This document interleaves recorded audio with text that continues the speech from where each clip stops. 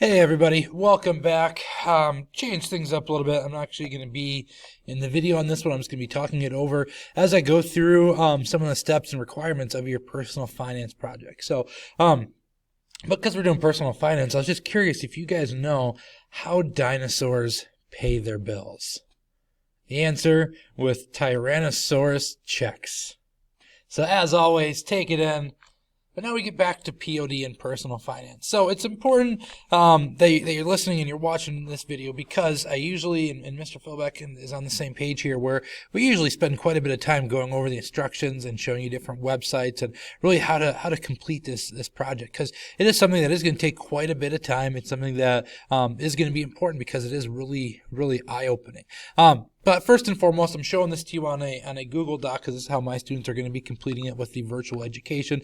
And as you can see, everything that is highlighted and bolded and red, this is what you need to be answering, and this is what you need to be looking up as you go through this. And as you look at a quick glance, yeah, this is a lot of information, but overall, it's going to be something that is going to be important for you to understand as you go into adulthood. But anyways, first and foremost, with personal finances, the first thing is money. So with that, it's figuring out how much money you are going to be making. As you can see here, this is activity number 1. So overall, the first thing is to find a job. Now, how do you find a job that isn't in Beulah, North Dakota? There's a couple of different websites that we have on hand for you. These ones are put out by the U.S. Department of Labor, but really I think that the best ones for you and the ones that my students have used the most are going to be these two here, the North Dakota Job Network and then a federal job search website. So how do you use this website? With the link I've provided, showing you the first one, this is specifically for North Dakota. This is going to be the Job Service Network. So we're just going to go on the same page and we're going to search for an engineer. So you can see I typed engineer in here. You want to go statewide, go ahead and click the search for jobs. Now it's going to take a couple of seconds for it to load as it's looking through all the job for us to figure out where there's going to be engineering jobs. And then after that, all these are going to start to pop up. So as you can see, we have some ones that are relatively close. We have Center, we have Fargo, which I know is far away. But these are going to be the jobs that are going to be available for you to be able to try to apply for later in life. So with that, a couple things you need to pay attention to. Where is the job located? Because if you are getting a job in Center, odds are you're going to be commuting, and you're going to have to figure out how far it's going to be away for you to drive, how much money that's going to cost in gas and whatnot. But after that, the next thing you want to pay attention to is going to be the salary. Now, plant engineer here, this is a great example, shows the $69,000 to $92,000. Now, you are going to be doing this project essentially right out of college.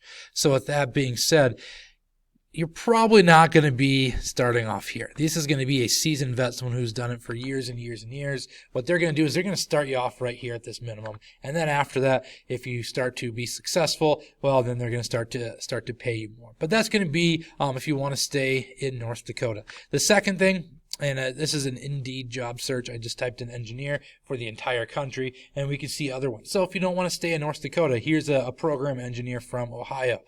Here's a distribution engineer in Washington. And you'll notice quite the difference in the salaries. Now, part of that is it might be more expensive for you to go and live in Washington. So you have to kind of take that with a grain of salt as you're looking into a lot of this new information. One other thing to keep in mind is some of these are not going to show you how much money you make with it. You can click on it and it'll pop up here explaining a little bit more about what you can be doing and what the requirements are. But they're not going to give you that specific information. So if you can't find that, what I often have students do is just look up what does a senior mine engineer generally make. Now you can try to find statistics in Arizona or globally. Just make sure if you're doing it that way, you explain how you're able to come up with that information. The second thing, see if I can find one here. Oh, here we go, in Stanley, North Dakota. Now, as you can see here, this one talks about an hourly rate. So what you need to do here is figure out how much money does an engineer actually make per year. Per week. Well, how many hours you're going to be working for the entire year. If you're just going to be working 40 hours, then as we know, you take that $27 times 40 for the week. If you're working a 40-hour week, do that times 52, and that is going to be your total amount that you're going to be making for the year. So that's going to be the first thing. Once you're done with that, as you can see here, list the job, explain the job, what's the starting salary, make sure you write that part down. And then if you're going to be doing a job where you need to figure out if you're going to college or not, you're going to have to look into that as well. So as you can see here, it says if you need an education for the job, that must be included in the tuition page. Include where you went to, you attended, why, what was the pricing of it.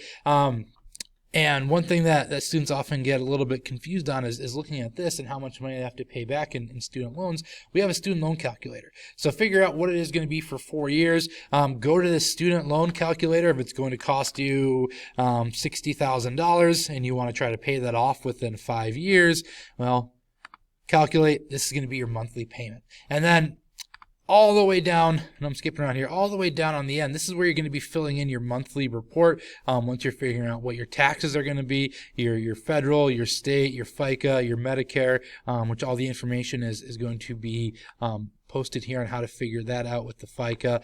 Federal and state, we've already been able to figure that aspect out. But once you figure out your monthly tuition, make sure you put it here on your chart, because this is going to be basically how much money in total you are going to be able to be spending. Your monthly payment on your student loans is going to be right here. But this is going to be the first step, getting a job, figuring out how much money you're losing in taxes and Social Security, and figuring out what your monthly income is going to be.